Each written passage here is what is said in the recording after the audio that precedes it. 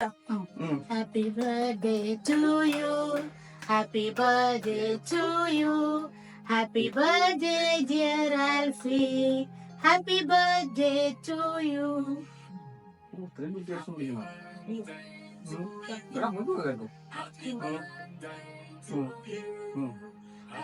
അച്ഛനും കൊടുത്തത് ആലോചിച്ചിട്ട് കൊടുക്കും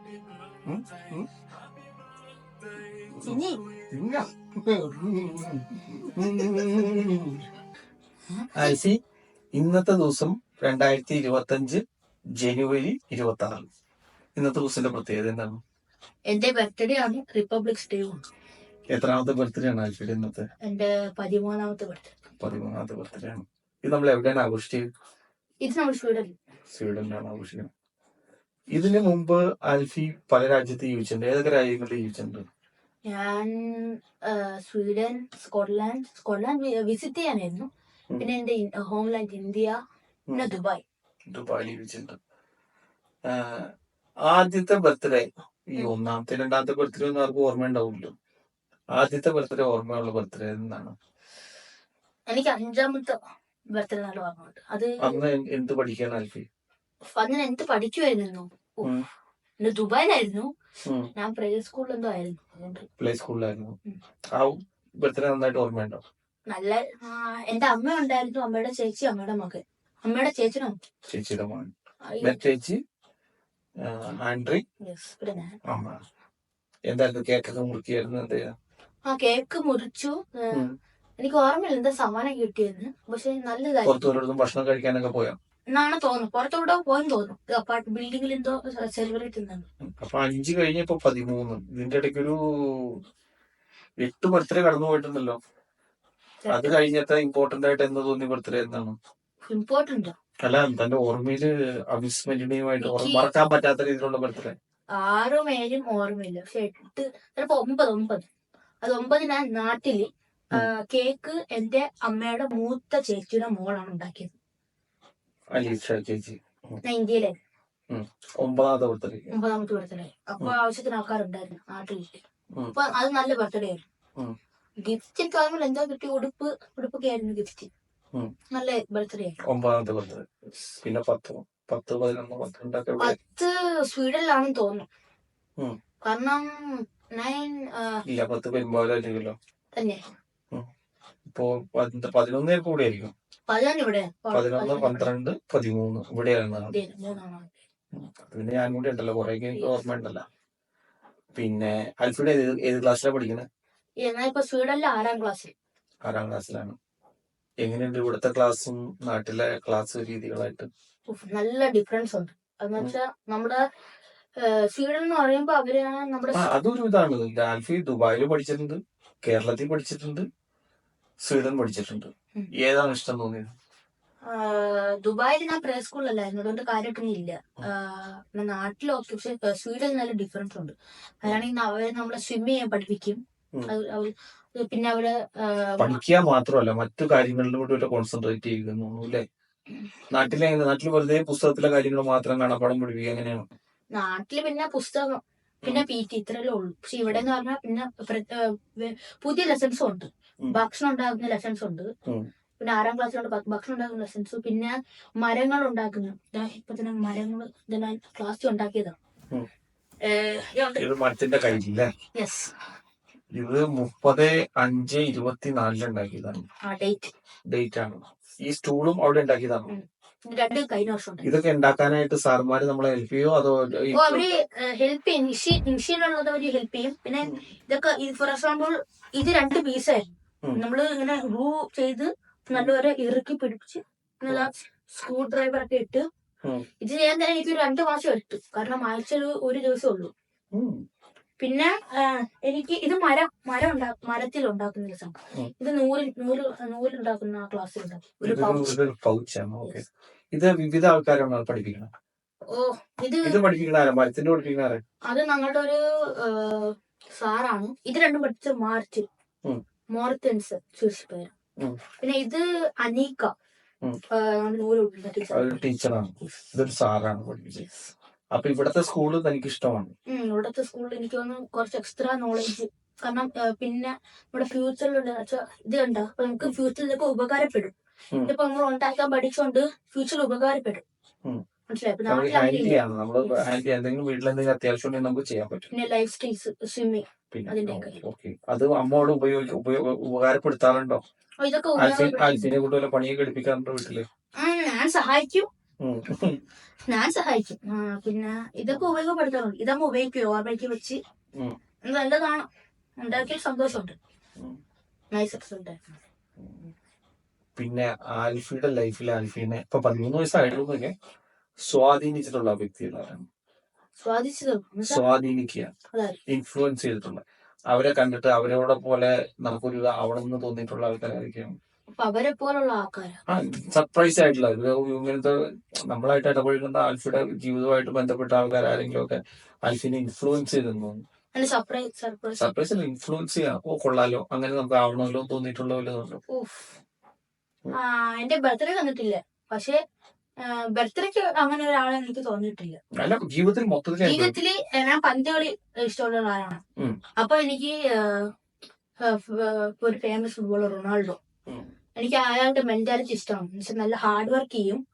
അപ്പൊ ടാലന്റ് അല്ല, അപ്പൊ ഹാർഡ് വർക്ക് ടാലന്റ്സിനെ ബീറ്റ് ചെയ്ത് മെന്റാലിറ്റി. അത് ശരിയാണോ? മെസ്സിനെയും മറ്റേ റൊണാൾഡോനെയും നോക്കുമ്പോ മെസ്സി പ്യൂർ ടാലന്റും റൊണാൾഡോ ഹാർഡ് വർക്കും കൂടിയാണ്. അത് നമ്മുടെ മോഹൻലാലും മമ്മൂട്ടിയും പോലെയാണ്. ഹാർഡ് വർക്ക് പേസ് ഓഫ്, അത് കറക്റ്റാണ്. പിന്നെ ആൽഫിക്ക് അപ്പൊ ഫുട്ബോൾ ഇഷ്ടമാണ്. അതിന്റെ ഒപ്പം തന്നെ വേറെ എന്തെങ്കിലും ഹോബികളുണ്ടോ? ഫിസിക്കലുള്ളത് മെന്റലിന് വേണ്ടി ചെസ് കളിക്കാൻ ഇഷ്ടമാണ്. ആരാണ് ചെസ് കളിയിലേക്ക് ആൽഫിനെ ഇൻട്രൊഡ്യൂസ് ചെയ്തത്? എന്റെ അമ്മയുടെ മൂത്ത ചേട്ടൻ, ബാംഗ്ലൂരിലാണ്. പുള്ളിയാണ് പഠിപ്പിച്ചത്. ആ ഒരു ഇൻട്രസ്റ്റ് ആൽഫിയിൽ വളർത്തി തന്നത് പുള്ളിയാണ്. പഠിപ്പിച്ചതാണ്. പിന്നെ എനിക്കൊരു ഇൻട്രസ്റ്റ് തോന്നി. നല്ലൊരു ബുദ്ധി വെച്ച് കളിക്കുന്ന ഒരു കളി, not too easy, not too hot. നമ്മുടെ സ്കിൽസ് ഉണ്ടാക്കി എനിക്ക് ഇഷ്ടപ്പെട്ടു. ഓക്കെ. പിന്നെ ആൽഫിക്കറിയാം, ആൽഫി ചെറിയ പ്രായത്തിൽ തന്നെ ആൽഫിയും അമ്മയും ഒറ്റയ്ക്കായി. അത് കഴിഞ്ഞിട്ടുള്ള സമയത്ത് ആൽഫിനെ വളർത്താനായിട്ട് അമ്മയുടെ സ്ട്രഗിളുകൾ ചെയ്തൊക്കെ കണ്ടിട്ടുണ്ടാവും. എന്തൊക്കെ? ജോലി കിട്ടാൻ പാടുപെടുത്തിനാ ഇതൊക്കെ ഞാൻ കാണണം. പിന്നെ ഓരോരോ പൈസ കിട്ടാൻ അങ്ങനെ എക്കണോമിലി അത്ര ഇതല്ല. എന്റെ ബുദ്ധിമുട്ടുള്ള സമയങ്ങൾ ഉണ്ടായിരുന്നു. എസ്പെഷ്യലി എവിടെയൊക്കെ താമസിക്കുന്നു? ദുബായിൽ അത്ര നേരം നിന്നില്ലല്ലോ. പൈസ ഫിനാൻഷ്യൽ ഇഷ്യൂസ് ആണ്. പിന്നെ നാട്ടിൽ വന്നിട്ട് ജോലി ഓക്കെ ആയിരുന്നു, പക്ഷെ ഇങ്ങനെ കിട്ടിയ നല്ല കിട്ടിയില്ല. പക്ഷെ ഇപ്പൊ അരുൺ എന്ന് പറയുന്ന ഒരാള് കണ്ട്. ഞാൻ നിന്റെ മുമ്പിൽ ഇരിക്കല്ലേ? അയ്യോ ഞാൻ നിന്റെ പറഞ്ഞു പറയില്ല. നീ ഇവിടെ ബാക്കിയുള്ള കാര്യങ്ങളും ചോദിക്കട്ടെ. ഇല്ല, അല്ലാതെ കട്ടി നീ ബാക്കിയുള്ളതുകൊണ്ട് കേൾക്കണോ? നീ ഇവിടെ അപ്പൊ എന്തുകൊണ്ട് നീ സീരിയസ് ആവണ്ട? ഇത് യൂഷ്വൽ ടോക്കാണ്, അല്ലാണ്ട് നീ സീരിയസ് ഒന്നും കാര്യം. നിന്നോട് ചോദിച്ച നിന്റെ മനസ്സിൽ നീ എങ്ങനെയാണ് ഇത് ഫീൽ ചെയ്യണേന്നുള്ളതാണ്. അപ്പൊ നീ ഒരുപാട് ബുദ്ധിമുട്ടുകൾ അമ്മ ഫേസ് ചെയ്ത് നീ കണ്ട് സഹിക്കേണ്ടി വന്നിട്ടുണ്ടാ? നീയും സഫർ ചെയ്തിട്ടുണ്ടോ എന്തെങ്കിലും? ഞാൻ സഫർ ചെയ്യില്ല, കാരണം അമ്മ എന്നെ സഫർ ചെയ്യാതിരിപ്പിക്കാൻ മാക്സിമം ശ്രമിച്ചു. ഇപ്പൊ നീ ഹാപ്പിയാണോ? ഇപ്പൊ ഞാൻ ഹാപ്പിയാണ്. ഏത് വർഷം മുതൽ നീ ഹാപ്പിയാണ്? ഞാൻ എപ്പോഴും ഹാപ്പി. അന്നും ഹാപ്പിയായിരുന്നു. നിന്നെ ഒന്നും അഫക്ട് ചെയ്തിട്ടില്ല? ഞാൻ കുഞ്ഞല്ലേ, ഇതൊക്കെ ഞാൻ വലുതാകുമ്പോഴല്ലേ അറിയുന്നത് എന്താണെന്ന്.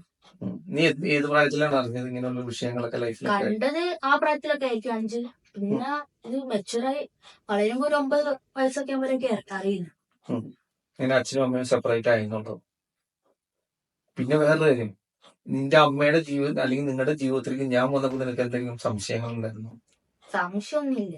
അല്ല, ഇത് എങ്ങനെ ബാധിക്കും നിന്റെ ലൈഫിനെ വല്ല സംശയം ഉണ്ടായിരുന്നു? ഞാൻ അത്ര ഒന്നും ചിന്തിക്കൂല. അങ്ങനെയൊന്നും ചിന്തിച്ചിട്ടില്ല? ചിന്തിച്ചിട്ടേ ഇല്ല? ആണോ? ഓക്കെ. അതായിരിക്കും ചിലപ്പോ നിന്റെ വിജയത്തിന്റെ രഹസ്യം. നീ ഹാപ്പിയാണ് ഇപ്പൊ? അല്ല, ഇപ്പോഴും ഹാപ്പി. എന്നാലും നമുക്ക് നിലകൾ വ്യത്യാസം വരുമല്ലോ. നീ ഇപ്പൊ ലൈഫില് നിനക്ക് വിഷയങ്ങളുണ്ടെന്ന് തോന്നുന്നുണ്ടോ? അമ്മ എങ്ങനെ സഫർ ചെയ്യണമെന്നുണ്ടോ? ഇപ്പൊ അമ്മയ്ക്ക് ഒരു സഫറിങ്സ് ഉണ്ടോ? അമ്മയുടെ സഫറിങ് അത് തീർന്നു. അതിലൊന്നും പ്രശ്നമൊന്നും എനിക്ക് തോന്നിയില്ല. അമ്മ സ്റ്റേബിൾ ആയോ ഇപ്പൊ? അമ്മ സ്റ്റേബിൾ ആണെന്നാണ് എനിക്ക് തോന്നുന്നത്. ഞാൻ കാണുന്നില്ല ഇപ്പൊ. വളരെ അമ്മ അമ്മ വേറെ ലെവലാണെന്നാണ് ഉദ്ദേശിച്ചത്. പിന്നെ ഡ്രൈവിംഗ് ലൈസൻസ് കിട്ടിയപ്പോ ജോലിയൊക്കെ കിട്ടിയപ്പോ she's doing her work and she's happy. ഇനി ആൽഫിക്ക് എന്തൊക്കെ ചെയ്യാനാണ് ആഗ്രഹം?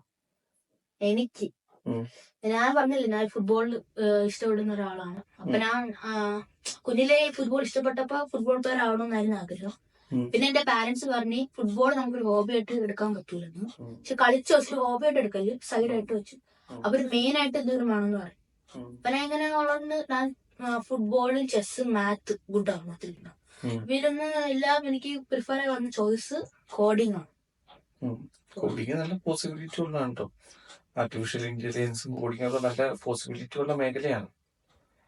അത് നല്ലൊരു കാര്യമാണ്. പിന്നെ ഒരു കാര്യം ചോദിച്ചോട്ടെ, ആൽഫിക്ക് അറിയാമോ? ആൽഫിയുടെ അച്ഛന് 2 പെൺകൊച്ചുങ്ങളും കൂടി ഉള്ളതല്ലോ അറിയാം. അവരെ കാണണമെന്ന് എപ്പോഴും തോന്നിയിട്ടുണ്ടോ? എനിക്ക് ചിലപ്പോ ഫ്യൂച്ചറിൽ കാണുമായിരിക്കും. അല്ല, പെങ്ങന്മാരാണല്ലോ ഒന്നുമില്ലെങ്കിലും കാണണമെന്ന് ആഗ്രഹം മനസ്സിൽ ആഗ്രഹം തോന്നിയിട്ടില്ല. അത്രേ ഉള്ളൂ. നമ്മളങ്ങനെ അഫക്ട് ചെയ്യുന്ന കസിൻസ് ഉണ്ട്, അതുകൊണ്ട് അതിന്റെ ഫീലിംഗ് ഇല്ല. കസിൻസ് ഉള്ളതുകൊണ്ട് മറ്റൊരു ആരൊക്കെ ചേച്ചിയുടെ മക്കള്, അമ്മയുടെ ചേച്ചിയുടെ മക്കളും. 3 അനിയന്മാര്, ചേട്ടൻ. ഓക്കെ. പിന്നെ വേറെന്താണ് നമുക്ക് ചോദിക്കാൻ പറ്റിയ കാര്യങ്ങൾ? വേറെ ചോദിക്കാന്ന് പറഞ്ഞാ ആ 13 വയസ്സിന്റെ ഫീലിംഗ് ഇല്ല, പക്ഷെ വലുതായിട്ട് തോന്നുന്നുണ്ട്. 13 വയസ്സ് വലിയൊരു മാർക്കാണ് കേട്ടോ. 13 എന്ന് പറഞ്ഞാൽ കുഞ്ഞതും അല്ല വലുതും അല്ലാത്തൊരു ഭാഗം. അതാണ് അഡോളസെന്റ് എന്ന് പറഞ്ഞ ഏജ്. അപ്പൊ ശരിക്കും ഒരുപാട് നമ്മള് വഴിതെറ്റിപ്പോകാനുള്ള സാധ്യതകളുണ്ട്. ഇവിടെ എന്നൊക്കെ പറഞ്ഞു കഴിഞ്ഞാൽ ഡ്രഗ്സ്, സ്മോക്കിങ്, അതുപോലെ തന്നെ എന്തെങ്കിലും ഡ്രിങ്ക്സ്, അങ്ങനെ ഒരുപാട് സാധ്യതകൾ നമ്മുടെ വഴി തെറ്റിക്കാനുള്ള ഒരു മേഖലയാണ്. ഇപ്പൊ നമ്മൾ കറക്റ്റ് പാത്ത് ചൂസ് ചെയ്യേണ്ട ഒരു ടൈമാണ്. ഒരിക്കൽ പോലും നമ്മള് ഡീവിയേഷൻ ചെയ്യാതെ, അത് ആൽഫിക്ക് പറ്റൂന്ന് എനിക്കറിയാന്ന് വെച്ചാൽ ആൽഫി ഒരുപാട് അമ്മ സ്ട്രഗിൾ ചെയ്യുന്നത് കണ്ടും ഒക്കെ കടന്നു വന്നുകൊണ്ട് അമ്മയ്ക്ക് ആൽഫി ഭാവിയിൽ ഒരു താങ്ങാവണമെന്നുള്ള ഒരു ഇതുണ്ടല്ലോ. അങ്ങനെ ഒരു തോന്നലുണ്ടോ എപ്പോഴെങ്കിലും ആൽഫിക്ക്? അമ്മയ്ക്ക് ആൽഫിനെ ഫുള്ളായിട്ട് ഡിപ്പെൻഡ് ചെയ്യാം. ആൽഫിയുടെ ലൈഫ് ആൽഫിയുടെ ലൈഫിന് വേണ്ടി പിടിച്ചേക്കണം എന്നുള്ള ഒരു വിശ്വാസം ആൽഫിക്കുണ്ട്. അതൊരു നല്ലൊരു കാര്യമാണ് കേട്ടോ ശരിക്കും പറയാൻ. പിന്നെ അപ്പൊ കസിൻസ് ഒക്കെ അടിപൊളിയാണ്. ആഡിസൺ, ആൻഡ്രി, ആൽബർട്ട്, ഒരു 3 പേര്. പിന്നെ 2 പെൺകൊച്ചുങ്ങളും ഉണ്ടല്ലേ, അലീസ ചേച്ചിയും പിന്നെ ചേച്ചി. ഓക്കെ, അപ്പൊ അടിപൊളി. Nice talking with you. Yes, nice to meet you. Nice to meet you.